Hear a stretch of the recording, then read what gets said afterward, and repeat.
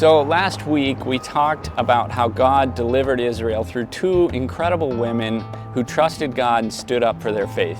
This week we are in Judges chapter 5, and it is a poem or a song that was written by Deborah, who we learned about last week. She was the judge who stepped up to lead Israel, okay?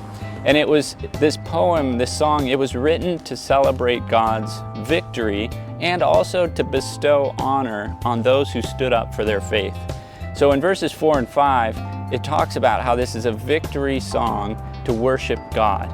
And as I was thinking about that, I was like, man, we need to spend more time worshiping God in creative ways like poetry, music, singing, like however God has gifted you. I want to encourage you, like Deborah did, to worship God for the goodness and the good things that He does in our lives. In this poem, in this song, we also learn a lot more detail about how Israel was living and how miserable it was for those 20 years that they were under Jabin's rule. In verses 6 and 8, it says that they were essentially living in hiding and that their spirits were broken. In verse 7, Deborah says, villagers would not fight, but then she arose. She kind of led out. In verse 2, she says, when the princes in Israel take the lead, when they willingly offer themselves, praise the Lord. Like there's so much joy and excitement because people finally stepped up against the sin in Israel. She goes on in verse 12 about Barak, the commander of the army, and how he stepped up, and how some of the nobles stepped up. In verse 13, there were different tribes that came and were a part of this, like Ephraim and Benjamin and Zebulun, Issachar and Naphtali. They stepped up to follow the Lord. In verse 18, she says that they risked their very lives volunteering to fight against the wickedness and the sin that had crept into Israel. Some of the tribes of Israel, however, did not step up. So in verses 15 through 17, it mentions the tribe of Reuben and Gilead and Dan and Asher. And it even says in verse 23 how the angel of the Lord actually cursed these tribes because they did not step up to follow the Lord and drive this sin out from their midst.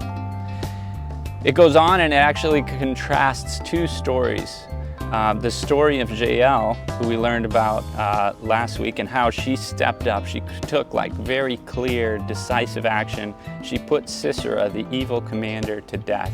And then it also contrasts that with Sisera's mother, who's hiding behind her lattice window. She's confused by her son's delay, and she's listening to the delusional fantasies of her wisest ladies that her son he's delayed because he's just dividing up the spoils. But really, in reality, it says that the Lord was victorious and that the Lord's enemies were dead, and those who stood up for their faith to fight back, that they were rejoicing and celebrating the Lord's victory.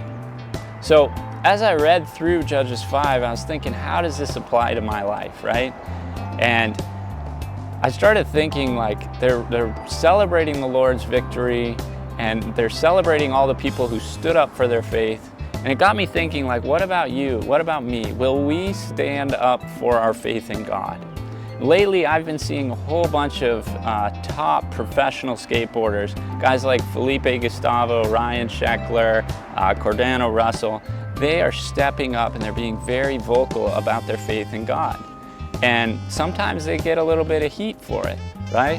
But they're standing up for their faith. They're being leaders, and they're talking about their love for God and their love for Jesus. Deborah ends her song saying, may all who love you, Lord, be like the sun when it rises in its strength. And then she says, the land had peace for 40 years. So my challenge, my question for you is, will you be like the sun when it rises in its strength? Will you stand up for your faith in God? Because if you want peace in your life, first of all, you have to follow God. And then second of all, you have to stand up for your faith. You have to be strong. And then you will have peace. Not because of your efforts or because you're strong. No, but because the Lord is victorious and because the Lord is strong.